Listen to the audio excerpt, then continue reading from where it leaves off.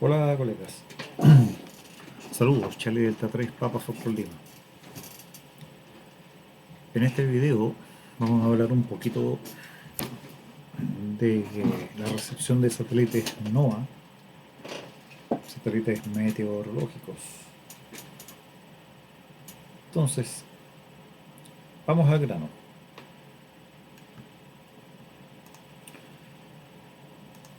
Los satélites meteorológicos nos permiten recepcionar imágenes en distintos formatos. El más conocido es el APT, ¿no es cierto? Son señales que los satélites eh, transmiten en la medida que van circulando alrededor de la Tierra. Son de órbita baja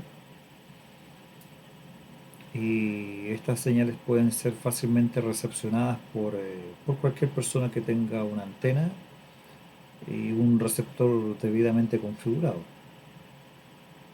Algunos tienen configurado sus respectivos equipos de radio de VHF. Estas son recepciones que se practican en el modo White FM, eh, con un ancho de banda recomendado de 42 kHz. eh, y otras personas, bueno, y esa señal recepcionada por el equipo de radio es inyectada a una computadora, ¿no es cierto? En la computadora eventualmente hay un software de traqueo que permite modificar la frecuencia del equipo de radio y a la vez recepcionar el audio para inyectarlo a un segundo software que es el que decodifica la señal de audio y la transforma en imagen. Ahora, cuando hablo del traqueo de frecuencia, pasa de que los satélites transmiten en una frecuencia específica, puede ser 137.500 MHz, por ejemplo, y 137.500 Hz. Y bueno, esa es la frecuencia central, pero el satélite cuando viene a lo lejos, ¿no es cierto? La señal es recibida en una frecuencia un poco más abajo, un poco más arriba, una vez que está, digamos, muy, muy próximo de tu estación, se cumple la frecuencia central y luego que está alejándose, vuelve a distanciarse de la frecuencia central. Entonces, eso es conveniente manejarlo a través de un tracking de frecuencia, ¿no es cierto? Que es el efecto Doppler que le llaman, para poder tener las mejores condiciones de recepción de la señal. Acá nosotros vemos la imagen de un satélite. Bueno, hay satélites inmensamente grandes y otros satélites que son muy pequeñitos. Este es un satélite gigantesco, que ver las dimensiones, ¿no es cierto?, del satélite respecto de la persona. Pero hay otros satélites que son de un tamaño de 20 por 20. Indudablemente esos satélites no son meteorológicos y no transmiten este tipo de señales. Son satélites de mayor envergadura los que se emplean para estos efectos. Aquí tenemos una imagen. Esto da la impresión que fuera una imagen 3D. No es, no es, digamos, una imagen que uno pueda captar en 137 MHz, que esta es una imagen GOES. Esto, si mal no recuerdo, está en un giga 400, un giga 700, por ahí más o menos, la frecuencia de transmisión de estas imágenes. Hay que tener una estación bastante más elaborada para poder capturarlas. También, bueno, esta es una imagen que emite la Estación Internacional Espacial, pero ocurre que con las antenas, con los sistemas radiantes que empleamos para la captura de satélites meteorológicos NOAA, también podemos capturar las imágenes de la Estación Internacional Espacial. Es bastante factible. Eh, este es otro tipo de imagen que se captura con los satélites GOES, que son distintos a los NOAA. Evidentemente son satélites que están en una órbita espacial, ya derechamente espacial, no una órbita terrestre. Bueno, y yo les comentaba que normalmente la antena va conectada a un equipo de radio, el equipo de radio a una computadora, pero hay otra figura, la figura de una antena conectada a un SDR y el SDR a una computadora. De tal manera que tú puedas recepcionar las señales a través de un SDR. El más común y popular es el RTL, SDR Block Spot, ¿no es cierto? Que es muy habitual, tiene muy buen rendimiento y bueno, y producto de lo mismo, uno de los más falsificados. Como dato, el falsificado trae 4 pernos en los costados y el original trae solamente 2. Este es un software de apoyo, ¿no es cierto?, que se emplea para determinar en qué momento van a pasar los satélites sobre tu ubicación geográfica. Se llama Orbitron, es muy eficiente, no es el único, pero es el más popular también. Y este software tiene la particularidad de que puedes configurarlo para que le dé instrucciones a un SDR y pueda manipular el tracking de frecuencia, corregir el efecto Doppler que se denomina. Acá tenemos una imagen ya derechamente de un satélite NOAA.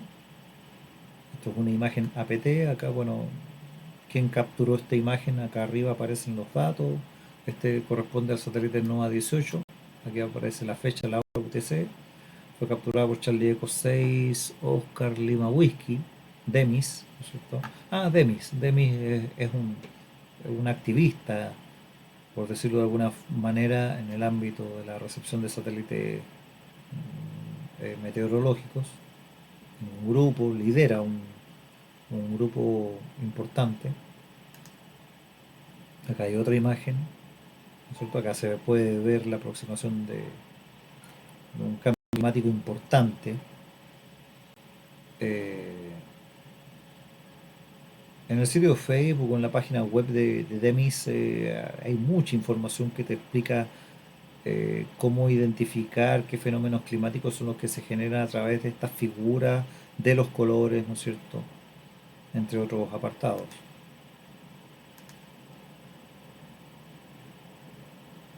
Esto, otra imagen a través de COES. Son espléndidas las imágenes de los satélites, fenomenales. Evidentemente tiene una órbita espacial, entonces mucho más distante de la Tierra. Nada comparable con esta imagen, que esta es una imagen de un satélite de órbita terrestre, ¿no es cierto? Órbita baja terrestre, clásica imagen de los satélites NOAA, pero no deja de ser interesante porque te permite observar los cambios climáticos en tiempo real cuando tú capturas la imagen y eventualmente especializarte un poco en ello. Estas son imágenes compuestas, no son la captura, la imagen que manda el satélite no es tan así, pero por software se puede hacer una composición en base a la captura de varias imágenes.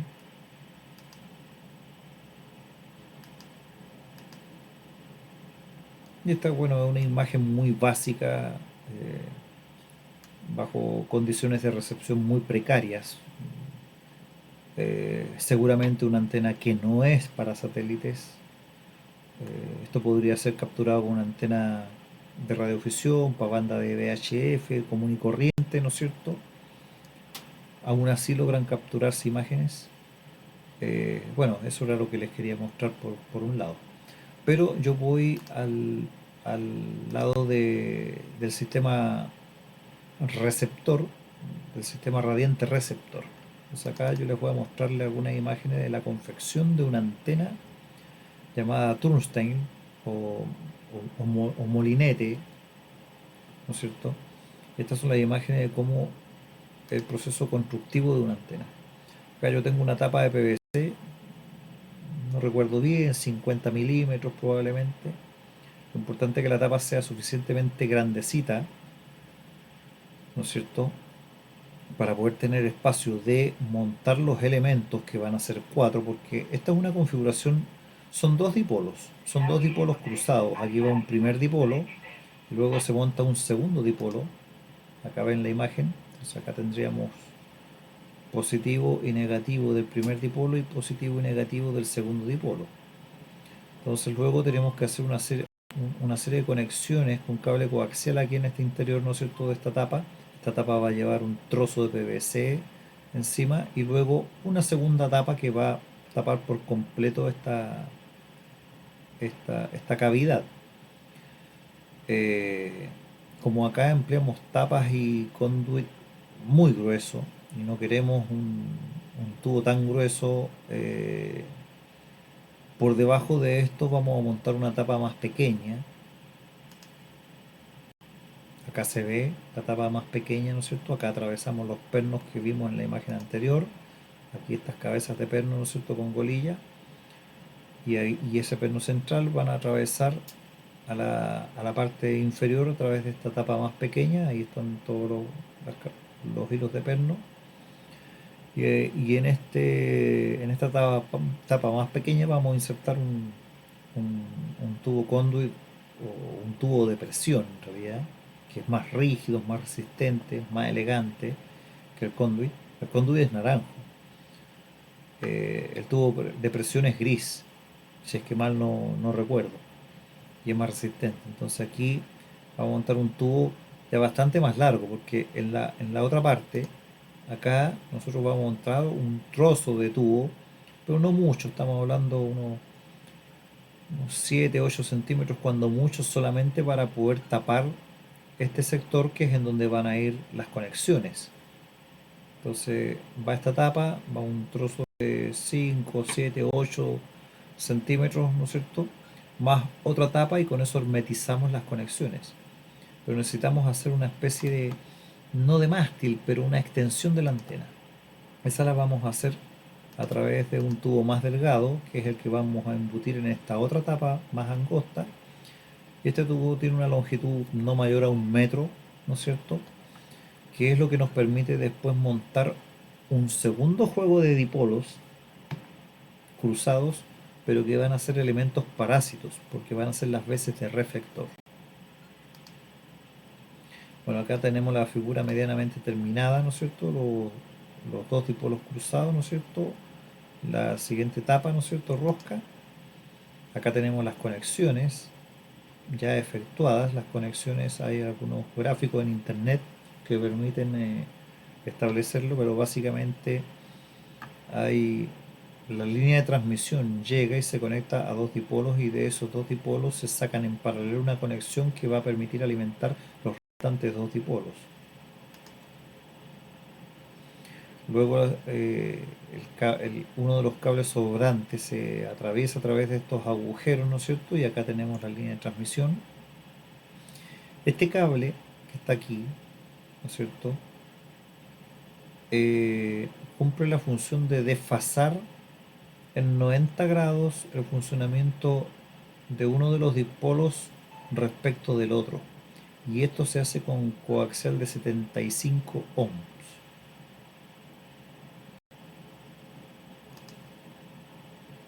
Acá tenemos ya prácticamente terminada la antena.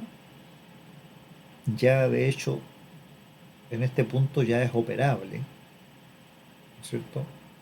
Pero le vamos a agregarle en esta zona un trozo de PVC presión, ¿no es cierto?, para poder implementar los reflectores. Aquí ya implementamos los reflectores y también implementamos una pretina para poder montar a un mástil.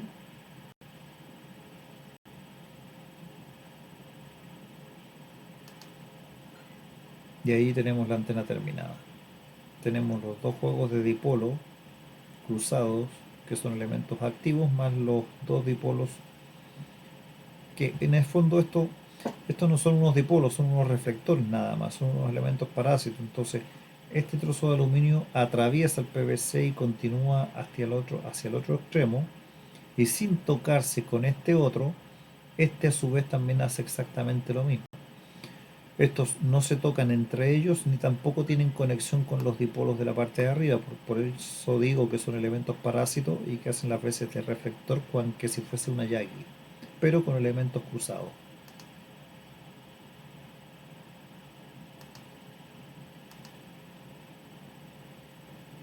Los dipolos van rectos con los reflectores. Y acá tenemos una medición de RUE. La configuración los da 1.1 en 137.440. Lo deseable es centrarlo en 137.500. Hay satélites que transmiten en 137.100, 137.500. Andan por ahí. Entonces aquí mantenemos una perfecta ROE, ¿no es cierto? En la medición. Y acá tenemos un conector. Voy a retroceder las imágenes. Tenemos un conector que va puesto muy cerca de la base. Aquí está la antena, ¿no es cierto? Y aquí está el trozo de cable donde está el conector, porque eventualmente pudiese convenirnos en este conector conectar un LNA wideband, que no es otra cosa que un amplificador de señal, ¿no es cierto? Eh, con filtros habilitados para esta banda. De esa manera nosotros amplificamos desde la antena misma, amplificamos la señal y la transportamos por la línea de transmisión hasta nuestro SDR y podemos recepcionar de mejor manera los respectivos satélites. No, aquí está el detalle de la antenita. Vector Urbo. CNA para enganchar la línea de transmisión o eventualmente conectar un LNA, un amplificador, directamente aquí en la antena y después la línea de transmisión. Aquí está su base. ¿Cierto? Aquí la pletina para poder sujetarlo en travesaño. Los reflectores son unos elementos largos que atraviesan el tubo. Este atraviesa por dentro directamente hasta acá y este otro atraviesa por dentro cruzando para acá. No se tocan. No hay conexión cableada tampoco. Más arriba lo tengo amarrado aquí en el toldo hasta tener el tiempo de poder subirla. Aquí está la base. Acá están los dos dipolos cruzados. La conexión está en una de las imágenes que ustedes ya vieron.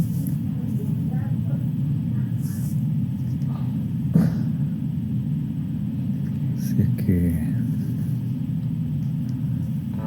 tenemos una antena de polarización circular derecha que está diseñada para los satélites NOAA.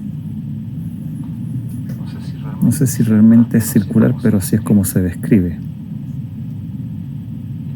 Y trabaja con dos dipolos que van cruzados, como ven ahí arriba, y una línea de desfase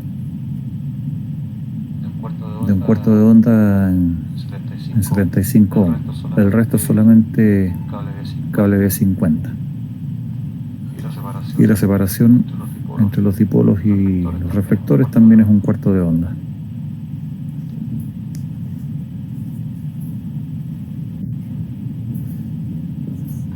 Antena turnstile o torniquete.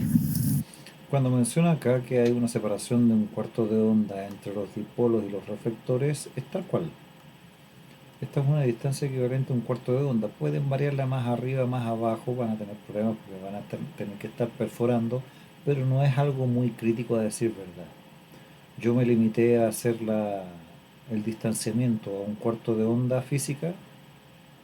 Aquí el ajuste lo efectué regulando el largo de los dipolos, ¿no es cierto? Y dejando por supuesto un tanto porcentaje más largo los reflectores. Eh, Déjenme buscar una imagen donde aparezca el esquema de conexión de esto y poder compartírselos también. Pueden buscarlo en la red porque la información está allí, pero aprovechamos la ocasión de compartírselos.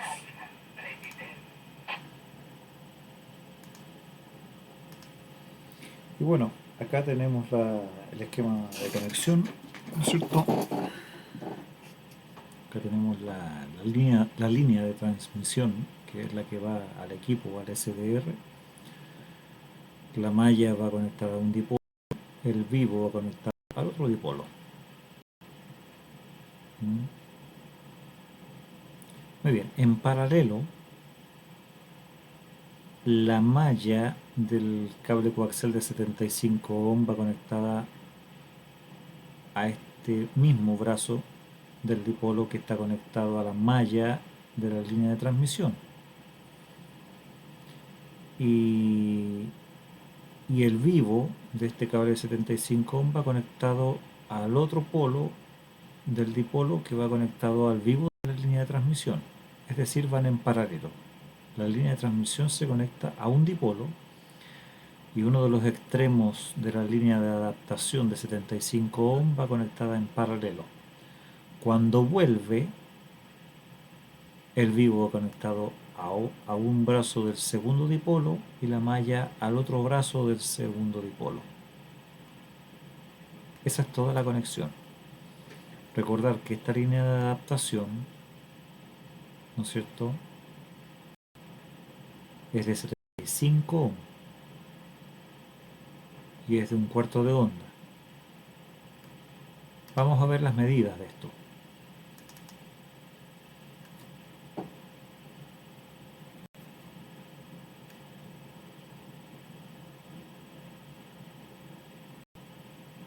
Aquí una explicación que encontré del Radio Club Mar del Plata dice que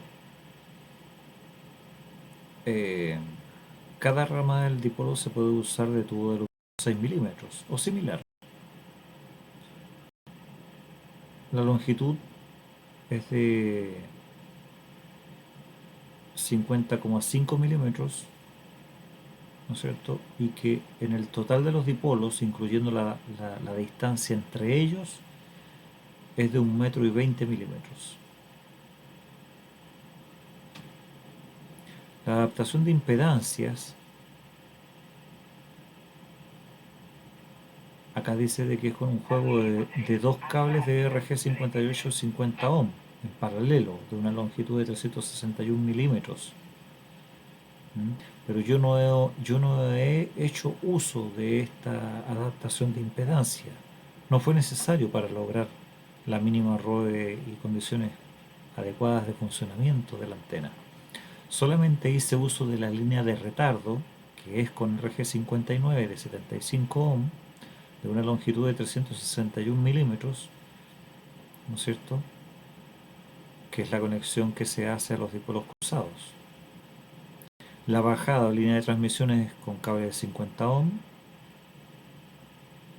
¿no es cierto? Acá dice el tubo entre la antena y el plano de tierra debe ser no metálico, por eso es que estoy empleando tubo de PVC. Y dice que el rendimiento de la recepción mejora al emplear dos elementos reflectores o planos de tierra. Estas son del mismo material, en 100 milímetros, con una longitud total de 1,60 milímetros y una distancia respecto del dipolo de un cuarto o 3/4 de longitudes de onda. Yo he empleado un cuarto de onda que basta y sobra.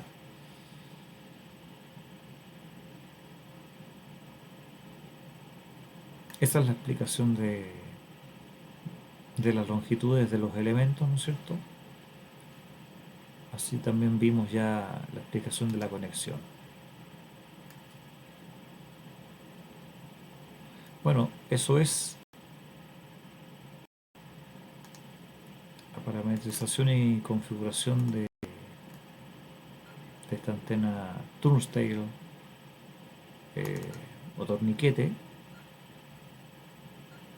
para la recepción de satélites meteorológicos NOAA, de los cuales al momento está el NOAA 17, el NOAA 18 y el NOAA 19 en operación. Los restantes están fuera de servicio. Una experiencia muy bonita recepcionar esas imágenes empleando esta antena torniquete, un SDR, un equipo de radio, software Orbitron, y para la decodificación de las imágenes el software WX2 Image. Hay mucha documentación en internet, particularmente en el sitio de Blogspot, eh, perdón, en el sitio de RTL SDR Blog. Tiene mucha información al respecto sobre la configuración del SDR, la configuración del WX to Emalle, algo de información de la configuración de Orbitron. Esta última, si no la encuentran en ese sitio de RTL, la podrán encontrar allí en unos videos de YouTube. Es muy simple y, y el resto a disfrutar.